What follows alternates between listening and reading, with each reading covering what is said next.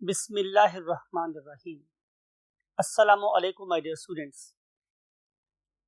Lecture का आगाज़ करते हैं बहुत ही खूबसूरत दुआ के साथ, रब्बि ज़िदनी इल्मा। My dear students, last lecture में हम लोगों ने सेफ ट्रांसक्शन का लफ्ज़ लिखा था, उसको हमने बहुत डिटेल से डिस्कस नहीं किया था। आइए आज हम इस प्रोसेस को, that is another type of sexual reproduction means transaction, उसे हम आज डिटेल से समझते हैं। और इसके लिए we have to go to the white board. My dear students, chapter number 6 biology और उसकी सेक्सुअल रिप्रोडक्शन का हम दूसरा मेथड पढ़ रहे हैं, बिकॉज के कॉन्जुगेशन को हमने बहुत डिटेल से डिस्कस कर लिया था।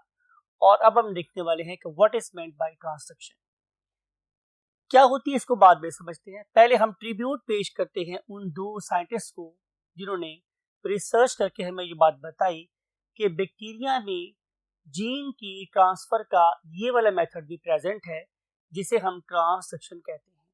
और वो दो साइंटिस्ट थे लेडरबर्ग एंड ज़ाइंडर। इन्होंने 1952 में एक्सपेरिमेंट्स करके हमें ये बात बताई कि बैक्टीरिया जिसे हम कहते हैं डोनर, उससे जीन्स एक थर्ड पार्टी के थ्रू एक और बैक्टीरिया की बॉडी में ट्रांसफर हो सकते हैं। Trans means movement from one cell to other cell.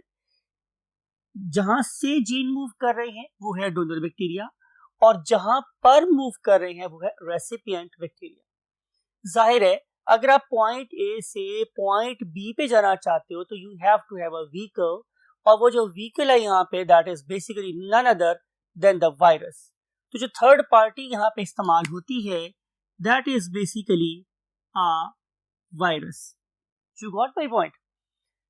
इस पर्टिकुलर प्रोसेस को कैरी आउट करने के लिए सारी बातें आपने पहले पढ़ी हैं, आपको पता है, दोबारा से रिवाइज करवा रहे हैं कि जो विरुलेंट वायरस है या फेज है, जब बैक्टीरियोफेज है सिंपली, ये आके सबसे पहले लैंड करता है on the surface of the bacterium. Land करने के बाद आपको पता है कि यहाँ पे प्रॉपर बॉन्डिंग होती है, और उस बॉन्डिंग के रिजल्ट में ये वाला फेज अब इस बैक्टीरिया से जुदा नहीं हो सकता, राइट। यानी कि अगर मैं इसे किसी एजिटेटर में डाल के भी इसे उतारने की कोशिश करूंगा तो अब नहीं उतरेगा ये। अब इस पर्टिकुलर वायरस को देखें तो इसके पास इसका अपना डीएनए या आरएनए शामिल है, जिसे हम लोगों ने रेड मार्कर से क्या किया हुआ है, रंग असाइन किया हुआ है या उसने ड्रॉ किया हुआ है। और जो बैक्टीरिया का डीएनए है उसे हमने बैक्टीरिया की तरह से ब्लैक ही ड्रॉ किया है। Bacterial DNA is black and viral DNA is red. अगली फेज में क्या होगा, अगली फेज में नेक्स्ट स्टेज स्टार्ट हो जाएगी, that is called as a penetration.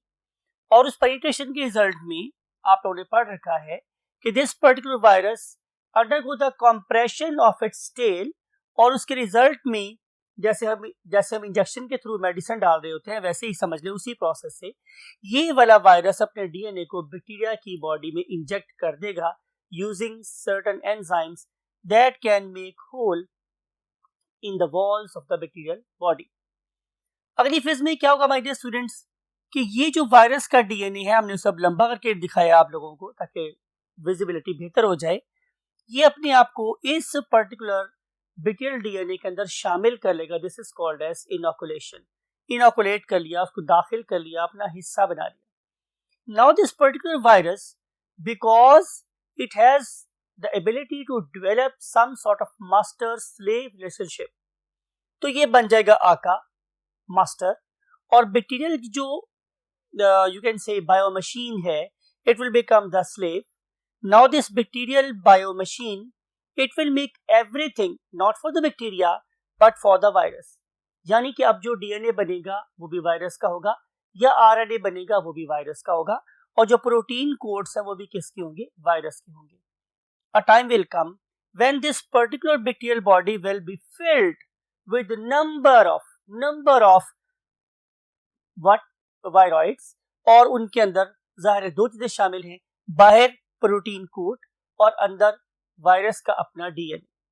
ये तो हम देखते हैं आम केस में, लेकिन जो इस वक्त हम केस स्टडी कर रहे हैं वो एक स्पेशल केस।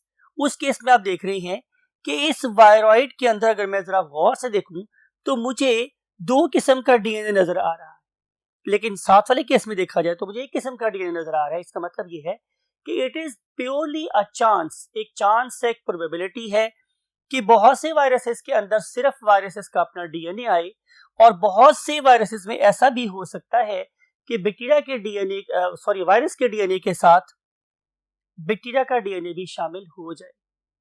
मैं दोबारा रिपीट कर रहा हूं आप लोगों के लिए कि बहुत दफा ऐसा भी हो सकता है कि इस जैसा कि इन वायरसेस में नजर आ रहा है कि वायरस के पास सिर्फ अपना ही डीएनए प्रेजेंट है, that is of red colour. लेकिन अगर आप इन 2 वायरसेस को देखें तो यहाँ पे वायरस के अपने डीएनए के साथ बैक्टीरिया का ब्लैक डीएनए का फ्रेगमेंट भी शामिल हो गया है। तो इस किस्म के वायरस को कि जिसमें वायरस का सिर्फ अपना डीएनए शामिल है, इसे हम लोग पेरेंटल वायरॉइड्स का नाम देते हैं। लेकिन वो वाले वायरसेस कि जिनके पास अब बैक्टीरिया का डीएनए भी शामिल हो गया है, उन्हें हम लोग रिकॉम्बिनेंट वायरसेस का नाम देते हैं, या हम लोग उन्हें क्या बोलते हैं, प्रो वायरसेस। तो ये वाले प्रो वायरसेस अब क्या करेंगे कि ये इसकी बॉडी में से रिलीज हो जाएंगे। रिलीज होने के बाद ये वाले प्रो वायरसेस अब रेडी हैं to infect the other bacteria of the same colony. देखते हैं कि अगर ये वाले वायरसेस अब जाके दूसरे बैक्टीरिया को अटैक करेंगे तो उनके साथ ही क्या सलूक करेंगे। इसके लिए we have to go to the next part of the board.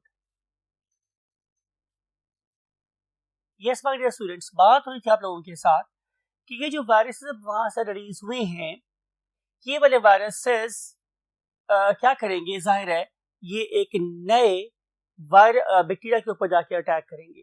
जिस बैक्टीरिया पे जाकर ये अटैक करेंगे उनको हम लोगों ने ब्लू कलर से डिजाइन किया है या ड्रॉ किया है, सो दैट कि आपको पता चले कि प्रीवियस बैक्टीरिया से ये वाले बैक्टीरिया डिफरेंट है। बिकॉज कि जो प्रीवियस बैक्टीरिया थे वो ब्लैक थे, उन्होंने अपने जीन को दिया वायरसेस को, तो वो कहलाएंगे क्या, डोनर। और अब इस बैक्टीरिया में जाके ये वाला जीन इंसर्ट हो रहा है, तो जिस बैक्टीरिया में जीन रिसीव होगा that is called as a recipient bacterium. तो आप देख रहे हैं यहाँ पर कि इस वाले केस में हम लोगों ने रेसिपिएंट बैक्टीरियम के डीएनए को ब्लू कलर से ड्रॉ किया है, राइट। अब देखें कि नंबर 1 पे क्या होगी, अटैचमेंट, नंबर 2 पे क्या होगी, पेनिट्रेशन, और पेनिट्रेशन के रिजल्ट में अब इस पर्टिकुलर बैक्टीरिया में 3 किस्म का डीएनए शामिल हो गया है। जाहिर एक ब्लू कलर का डीएनए जो बैक्टीरिया का अपना है, ब्लैक कलर का डीएनए जो डोनर का डीएनए है, और थर्ड रेड डीएनए जो वायरस का डीएनए है, राइट। अब ये तीनों के तीनों इनोकुलेशन फेज के जाने के बाद मेरे पास एक और रिकॉम्बिनेंट डीएनए बना देंगे। अब इस पर्टिकुलर वायरस को जो कि यहाँ पे अब डेवलप होगा या डेवलप हो चुका है, उसे हम लोग नाम देते हैं क्या, उसे हम नाम देते हैं टेम्परेट वायरस। टेम्परेट वायरस मेरे पास एक ऐसा वायरस होता है जो चाहे तो लाइसोजेनिक लाइफ साइकिल स्टार्ट कर ले और शो करे होस्ट गेस्ट रिलेशनशिप। इसका मतलब ये होगा कि इस वाले केस में जो वायरस है वो बैक्टीरिया के साथ रहेगा, और जब जब वायरसेस बैक्टीरिया डिवाइड होंगे तो वायरस का डीएनए भी साथ ही रेप्लिकेट हो जाएगा। तो ये कहलाता है मेरे पास lysogenic life cycle.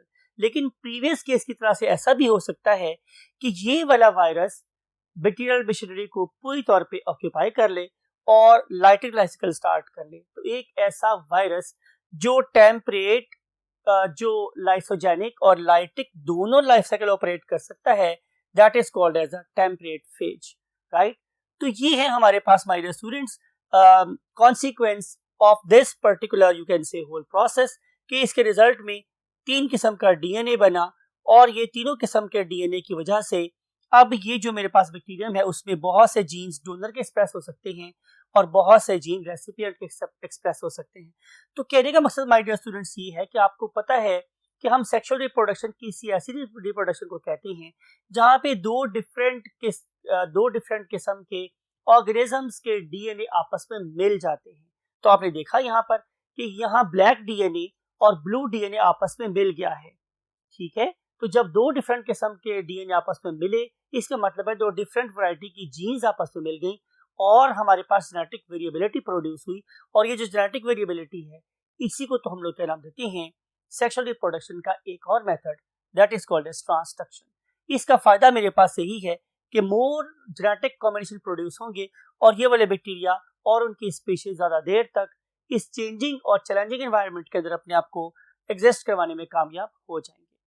So this is just the information that is lying in this particular lecture. इस उम्मीद के साथ कि आप इस पर्टिकुलर इंफॉर्मेशन को किसके लिए, इंसानियत के फायदे के लिए इस्तेमाल करेंगे। आई वॉन्ट टू से यू अल्लाह हाफिज।